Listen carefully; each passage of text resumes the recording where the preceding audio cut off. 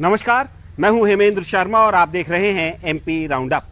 इस साल 15 अगस्त को गुजरात की बिल्किस बानो के गैंग रेप और उसके परिवार के 7 सदस्यों के मर्डर के 11 कॉन्विक्ट्स को गुजरात सरकार ने जेल से रिहा कर दिया। 2002 के दंगों के ये सभी सजा याफ्ता पिछले 15 साल से जेल में बंद थे। इनकी रिहाई के बाद कुछ लोगों ने इनका स्वागत किया, इन्हें मिठाइयां खिलाई, फूल मालाएं पहनाई। दबी जुबान में कुछ विरोध भी हुआ, लेकिन भारतीय जनता पार्टी के किसी भी नेता ने इनकी रिहाई के खिलाफ कुछ नहीं बोला। और अब महज 15 दिन बाद मध्य प्रदेश के मुख्यमंत्री शिवराज सिंह चौहान ने फैसला लिया है कि बच्चियों के बलात्कार के दोषी, जहरीली शराब बनाने वालों और आतंकवाद के दोषियों को कोई दया नहीं दिखाई जाएगी। उन्हें अंतिम सांस तक जेल में ही रहना होगा। शिवराज सिंह चौहान के इस फैसले के क्या मायने हैं, क्योंकि मध्य प्रदेश और गुजरात में दोनों ही राज्यों में भारतीय जनता पार्टी की सरकारें हैं। क्या शिवराज सिंह चौहान अपनी पार्टी की टॉप लीडरशिप को आईना दिखाने की कोशिश कर रहे हैं? जानने की कोशिश करेंगे, समझने की कोशिश करेंगे सीनियर जर्नलिस्ट अरुण दीक्षित से। लेकिन उससे पहले एक नजर प्रदेश की बाकी अहम खबरों पर। चित्रकूट में सिद्ध पहाड़ को माइनिंग के लिए दिए जाने के बाद उत्पन्न हुए विवाद के तूल पकड़ने के बाद मुख्यमंत्री शिवराज सिंह चौहान ने शुक्रवार को माइनिंग लीज स्थगित करने की घोषणा की। एक ट्वीट में उन्होंने कहा, सिद्ध पहाड़ सतना जैसे अमूल्य सांस्कृतिक धरोहर स्थान जो हमारे आस्था और श्रद्धा के केंद्र हैं, यहाँ की पवित्रता को अक्षुण्य रखा जाएगा। यहाँ उत्खनन किसी कीमत पर नहीं होगा। सतना जिला प्रशासन को निर्देश दे दिए गए हैं। कूनो नेशनल पार्क में साउथ अफ्रीका और नाइजीरिया से लाए जाने वाले चीतों के लिए बनाए गए बाड़ों से 2 तेंदुओं को रेस्क्यू करके शिवपुरी के माधव नेशनल पार्क में छोड़ दिया गया है। बताया जा रहा है कि एक तेंदुआ अभी भी चीतों के लिए बनाए गए बाड़े में ही है, जिसे रेस्क्यू करने की कोशिश जारी है। तेंदुओं को पकड़ने के लिए सतपुड़ा टाइगर रिजर्व से 2 हाथियों को कूनो लाया गया है। देवास के हाई प्रोफाइल हनी ट्रैप मामले की मुख्य आरोपी जोया को शुक्रवार को न्यायिक मजिस्ट्रेट द्वारा 3 दिन की पुलिस रिमांड पर भेज दिया गया। जोया को पुलिस ने गुरुवार को भीलवाड़ा से गिरफ्तार किया था। जोया और देवास के 2 अन्य डॉक्टरों के ऊपर नर्सिंग होम संचालक पवन कुमार चिलोरिया को हनी ट्रैप करके उनसे 9 लाख रुपए हड़पने का आरोप है। और अब बात सजा याफ्ता बलात्कारियों की जेल से रिहाई की। हमारे साथ मौजूद है senior journalist mister Arun Dikshit. Sir, आपका स्वागत है। सर, अभी 15 अगस्त को गुजरात में बिल्किस बानो के गैंग रेप के आरोपी, उनके परिवार के मर्डर के आरोपी जो पिछले 15 साल से जेल में थे, उनको रिहा किया गया। लेकिन अभी मध्य प्रदेश सरकार ने फैसला किया है कि बच्चियों के बलात्कार के आरोपियों को किसी भी तरह की मध्य प्रदेश में कोई दया नहीं दिखाई जाएगी। उनको अंतिम सांस तक जेल में ही रहना पड़ेगा। दोनों ही राज्यों में, मध्य प्रदेश में भी और गुजरात में भी, भारतीय जनता पार्टी की सरकारें। सर, कैसे देखते हैं आप इन 2 फैसलों को?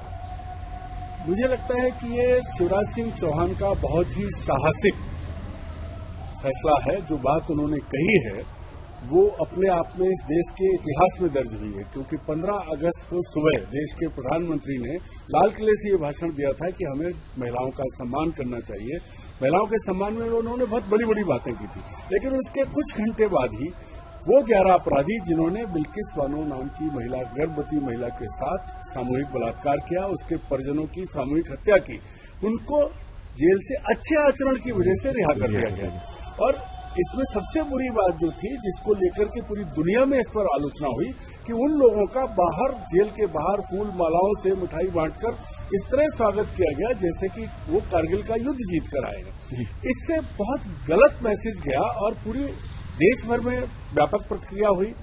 दुनिया के बड़े संगठनों ने भी इस पर बात की है। पर सर, भारतीय जनता पार्टी का तो कोई नेता इस पर कुछ नहीं बोला। वही मैं कह रहा हूं कि सुबह महिलाओं के सम्मान की बात करने वाले प्रधानमंत्री और हर बात पर बड़ी संवेदना और उससे आत्मिकता से बात करने वाले प्रधानमंत्री ने एक शब्द नहीं कहा।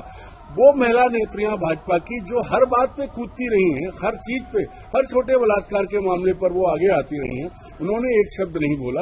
गुजरात की हो या देश की हो, और तो और पूरे देश में एक भी भाजपा नेता, न संघ का कोई नेता जो इनका मदर ऑर्गेनाइजेशन है, किसी ने भी एक शब्द नहीं कहा। और इसको लेकर के देश के तमाम संगठनों ने दिल्ली में अलग अलग प्रदर्शन किए और बहुत सारे लोग सुप्रीम कोर्ट भी गए, क्योंकि कहा यह गया था कि सुप्रीम कोर्ट ने कहा था कि राज्य सरकार देखे, और राज्य सरकार ने सुप्रीम कोर्ट के कहने पर कमेटी बनाई, जबकि ऐसा नहीं है। और यही वजह है कि सुप्रीम कोर्ट ने वो याचिकाएं स्वीकार की हैं और इनसे जवाब तलब किया है।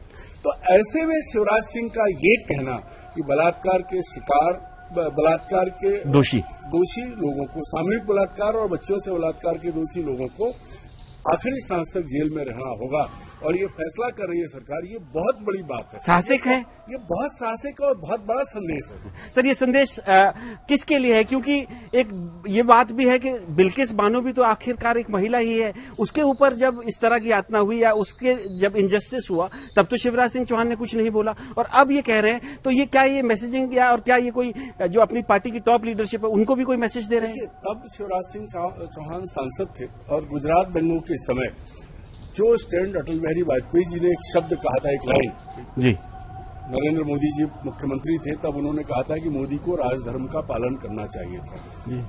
तब शिवराज सिंह बहुत युवा थे और मुझे लगता है कि उस वक्त देशव्यापी जो प्रक्रिया हुई थी उस पर न बोले तो मेरा मतलब अभी सर 15 दिन पहले का था। अभी वही मैं कह रहा हूँ कि ये जो हुआ है तब की बात और अब उन्होंने बोलने के बजाय करके दिखाया जी।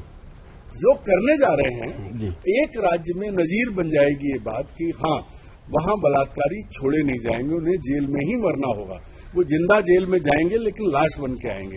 ये अगर ऐसा संभव हो गया, चूंकि अभी उन्होंने कहा है, अगर ये हो गया तो शिवराज सिंह का नाम देश के इतिहास में महिलाओं के संदर्भ में स्वर्णाक्षरों में लिखा जाए। सर, मध्य प्रदेश में तो नजीर बनेगा, लेकिन जैसे गुजरात है वहां पे तो रिहा किया ही गया है, तो वहां क्या कंपल्शन है? क्योंकि महिलाओं के सुरक्षा के बारे में प्रधानमंत्री लाल किले से कहते हैं, उन्हीं की पार्टी की सरकार गुजरात में है, मध्य प्रदेश के मुख्यमंत्री ने करके दिखाया है, तो गुजरात में क्या कंपल्शन थी कि उनको छोड़ना पड़ा? नहीं, देखिए, गुजरात में एक ही कंपल्शन है, विधानसभा चुनाव।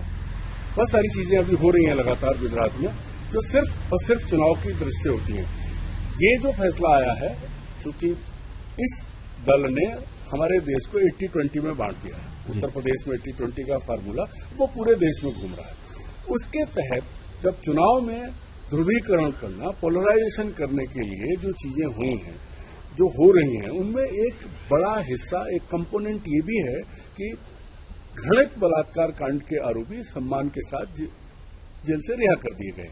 एक मैसेज गया है, और मैसेज देने का काम पार्टी और पार्टी का आज का नेतृत्व, पहले ऐसी पार्टी नहीं थी।